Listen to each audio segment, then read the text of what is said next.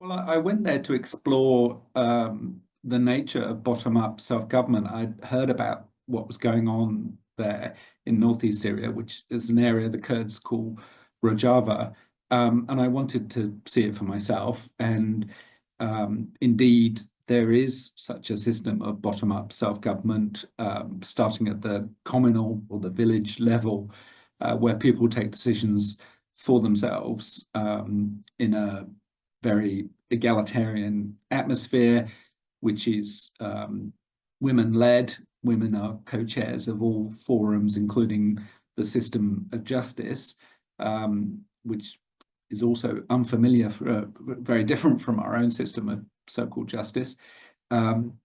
So yeah, that was why I went there, and it is what indeed I found very striking.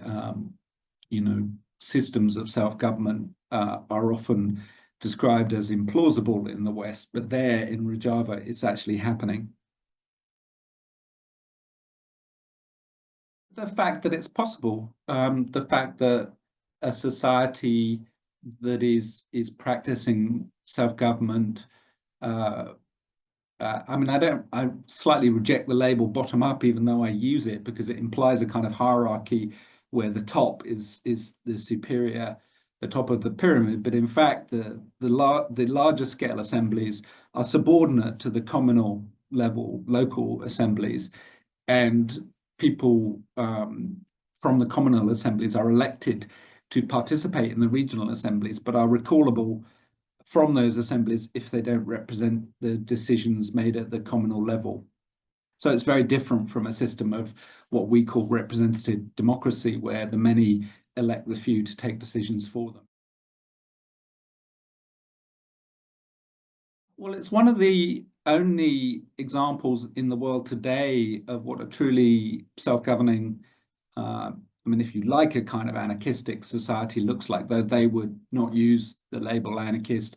They prefer communalism or democratic confederalism, which is the democratic theory written about by Abdullah Öcalan, the imprisoned leader of the PKK, which is where this political philosophy partly comes from. It's not only from him, it's also from discussions, particularly by women cadres within the PKK itself.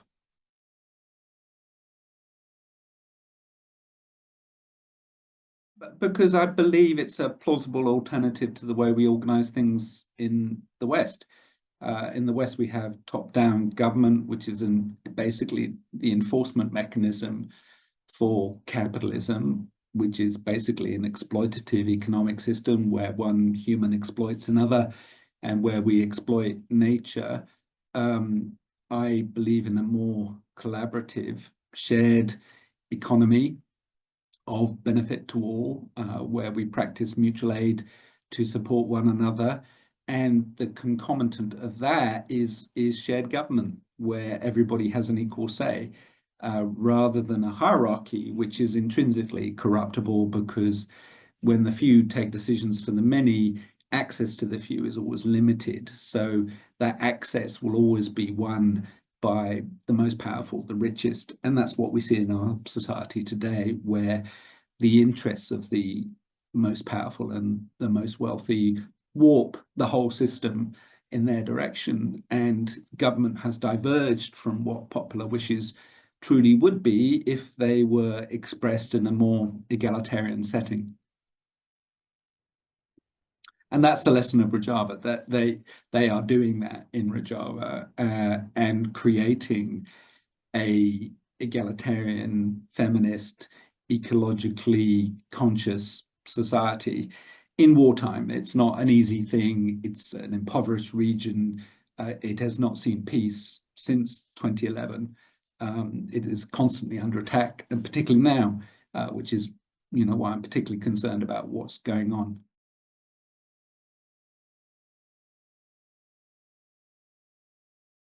Turkey has long seen the Kurds as an internal enemy and has been fighting a war against the Kurds in Turkey itself for many decades, a war that has cost tens of thousands of lives and huge amounts of repression of human rights and physical destruction of Kurdish areas. Turkey sees what's going on in northeast Syria, Rojava, as a threat to it, because it believes that the forces of Rojava, the Syrian Democratic Forces, or the YPG, as they're sometimes known, are simply an extension of the PKK, which is the armed Kurdish Workers' Party, which has formed the core of the Kurdish resistance to the Turkish state inside Turkey. It's a rather complicated picture, but the crucial thing to know is that Rojava is run by Syrians, for Syrians. It is not a project, it is not a nationalist project of seeking their own Kurdish state. They believe they are part of Syria, and they believe in a confederal dispensation for Syria, which is a very plausible one given the diverse nature of Syrian society. So they're not a kind of Kurdish separatist movement. They are, as I've described, a democratic and inclusive dispensation, which is defending itself, has defended itself, particularly against ISIS, for the last decade or so.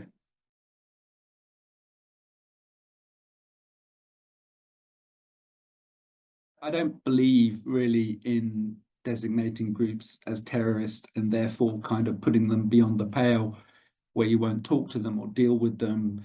The PKK represents something real, which is the need for self-defense of the Kurdish people in Turkey. I have no brief for the PKK. I don't endorse violent military actions, particularly terrorist actions, the killing of civilians, which has definitely been practiced by the PKK in the past, though I note that Turkey itself, the state, has killed far more civilians than the PKK ever has. But I don't myself believe in violent methods except in self-defense. I'm talking about what's happening in Syria, and that is distinct from the PKK, though I note that there has been some easing of the prison conditions of Öcalan, the PKK leader, in recent months, which perhaps signifies the possibility of rapprochement between the Turkish state and the PKK, which would be very welcome if so.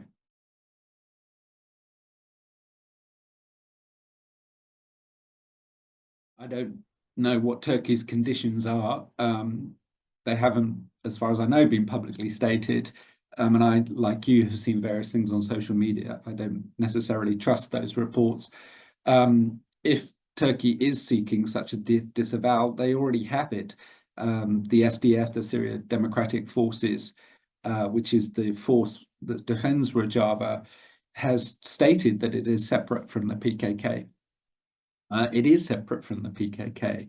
It is a Rojava-centered militia and represents the autonomous administration of Rojava, of northeast Syria, which is a multi-ethnic dispensation. It's not purely Kurdish. And this is one of the corrections one has to make to the conventional discourse, which is, often when reporters from mainstream media talk about Syria, they talk about, quote unquote, the Kurds as a kind of separate entity without explaining that A, it's a multi-ethnic dispensation in northeast Syria, and B, the Kurds, as I said, do not seek separation. They see themselves as Syrian and want to build a new dispensation in Syria that is inclusive and ideally confederal, where Syria would be composed of different regions which are self-governing, which cooperate together at the national level. That seems to me a perfectly plausible model of what Syria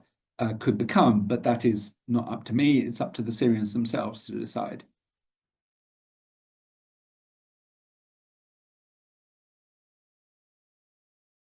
They have said that they want an inclusive government for Syria. I don't know what they mean by that.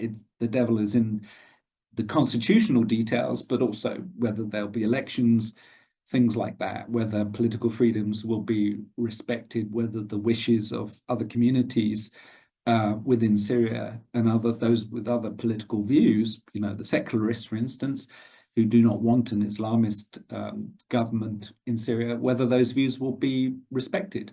It's far too early to tell whether that is the case. Obviously, I hope that they will be.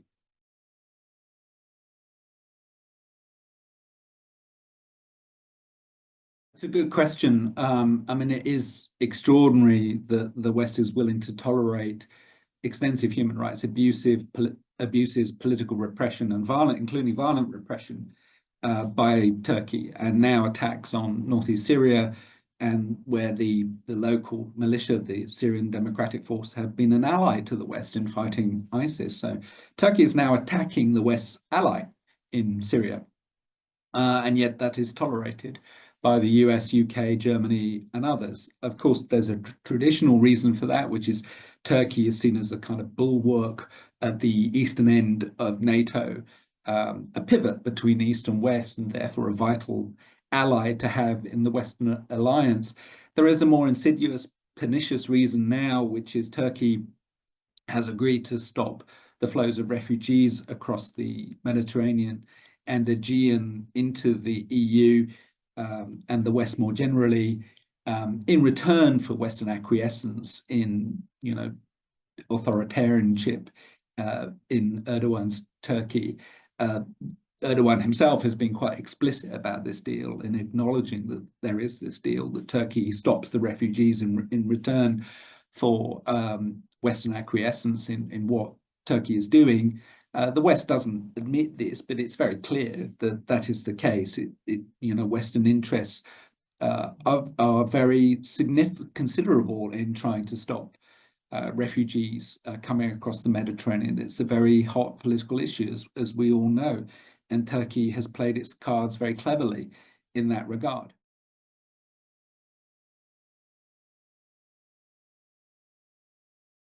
I don't know what the limits of Western hypocrisy are.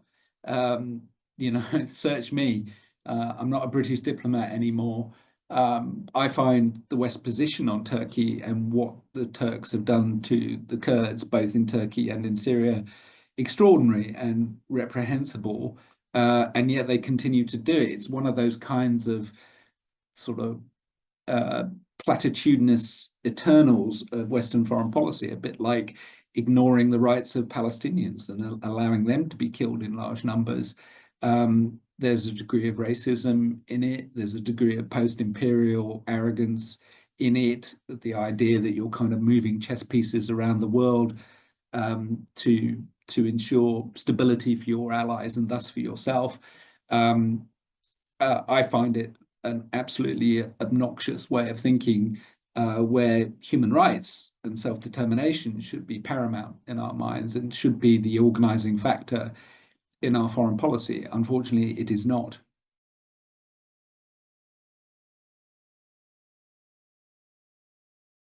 That is the case. I think you're absolutely right. Turkey will have noticed the impunity with which Israel has carried out war crimes in Gaza. The US has, basically allowed this to happen, indeed has fueled it by providing huge amounts of weaponry to Israel. And what Turkey will have learned is that you can get away with it. You can get away with abuses and war crimes of the kind that Israel has practiced and that Turkey is now practicing by aggressively attacking northeast Syria and Kurdish regions, and particularly in the dog latter days of the Biden administration, where there's literally weeks left of that administration. It's a very good moment to take advantage of the turmoil in Syria to pursue your own national ends, which is clearly what Turkey is doing. What Trump will do in the future is not clear. In the past, he has sided with Erdogan. They've been chummy as kind of fellow authoritarians. So the auguries are not particularly encouraging about the posture the Trump administration will take to this issue, but we don't know that yet.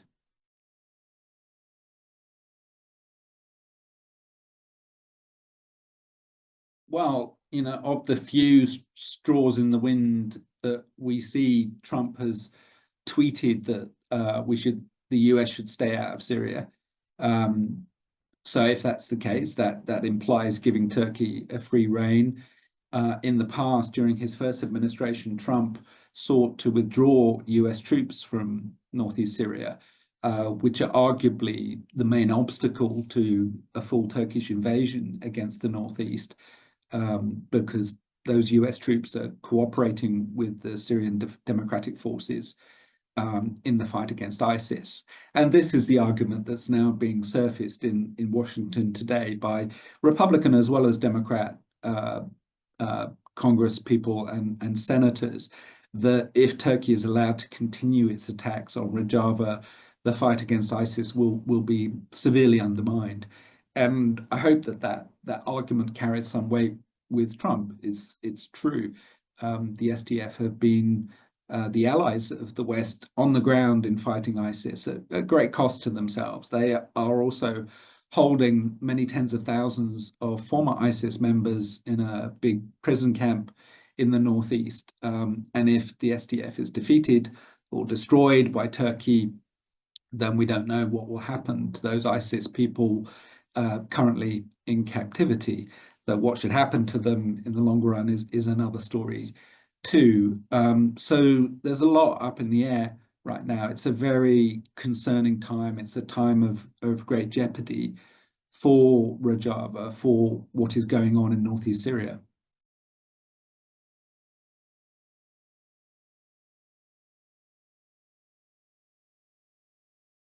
Yeah, it's a very good point.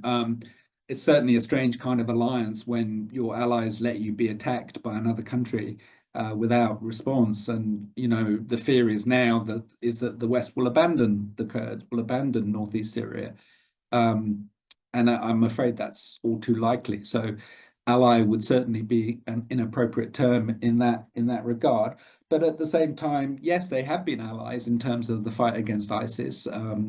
US and UK and French air power has been used in conjunction with SDF forces on the ground in attacking ISIS positions and people. That has certainly been the case, and that has been quite effective in keeping ISIS under control. It's never been totally eradicated, contrary to claims in the West to the otherwise. But so ISIS continues to exist as a threat, and if the SDF is knocked back by Turkey, then there's every reason to believe that ISIS will resurge.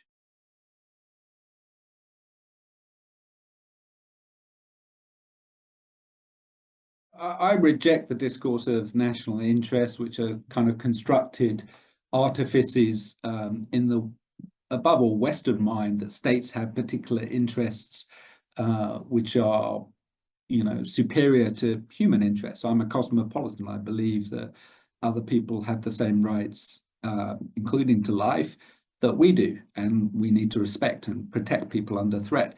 And particularly in the case of Rojava, I think it's an extraordinary political experiment that's underway there, that deserves to be known about and preserved and protected against aggression.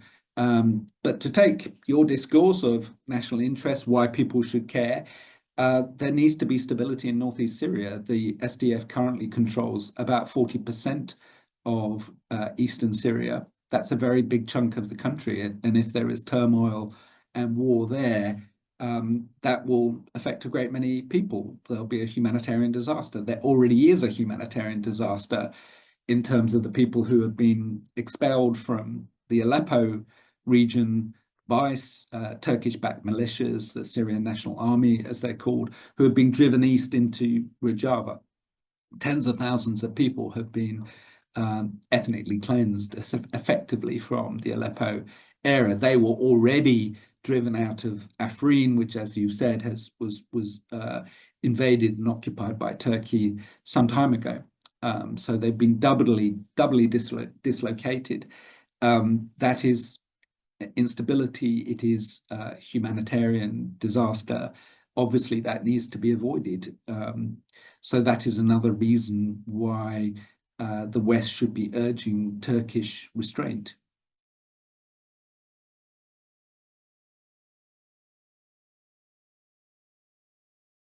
Absolutely, journalists have a role to play. I mean, they form the discourse in which policy is considered and made.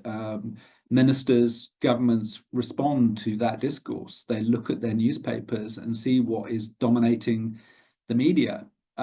They respond very much to the sorts of terms, words, and issues that journalists use. So it is absolutely the responsibility of journalists to reflect the facts accurately, not to ignore human suffering, not to ignore certain areas, not to give different moral weights to different peoples, as evidently they have done in the Israel-Palestine case, where individual Israelis are named and given personal histories, their families are interviewed. And I don't deny the suffering of the hostages or those killed on October the 7th, but Palestinians are just reduced to numbers, talked about in the tens of thousands of deaths.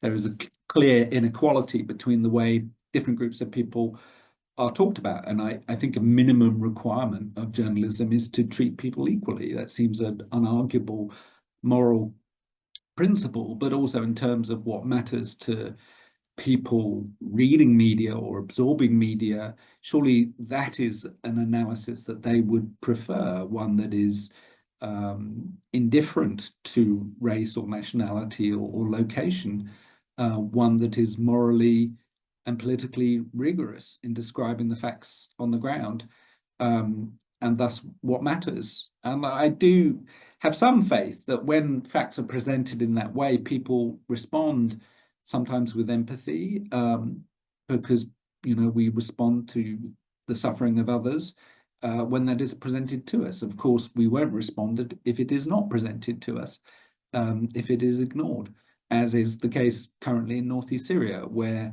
what is going on in northeast Syria is being ignored in the discourse of what has happened to Syria, which, for entirely understandable reasons, is all about the HTS, the overthrow of Assad, etc., all of which, is incredibly important. I don't deny it, but also important is what is going on in the northeast, where, as we speak, Turkish-backed militias are attacking a democratic, feminist dispensation that needs to be protected. Use coercion if necessary. You say this really matters to us. Lindsey Graham, not a senator I love, but he's a Republican supporter of Trump, but he has said that he will be dusting off sanctions legislation, sanctions against Turkey if this continues.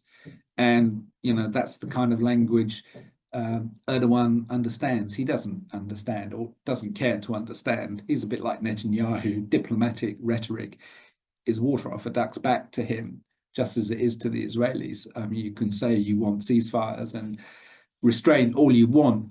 What matters is force and coercion. And I'm not saying use military force on Turkey, but tell them in no uncertain terms that relationships will be damaged if they continue in this vein, and that the UK can do that as well as the US.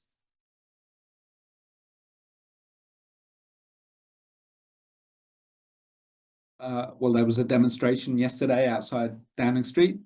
Support that. Write to your MP. It's not nothing to write to your MP. MPs take notice of that.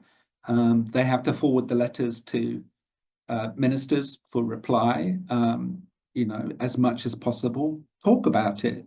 Demand that the press cover it much more. I've been writing to the Middle East editors of various newspapers and broadcast media, saying, why aren't you covering this? This really matters. And some of them have been, gracious enough to reply, and hopefully that's had some influence. I urge people to do the same. Say this is a story that must be talked about, and where the UK government must respond to what's going on.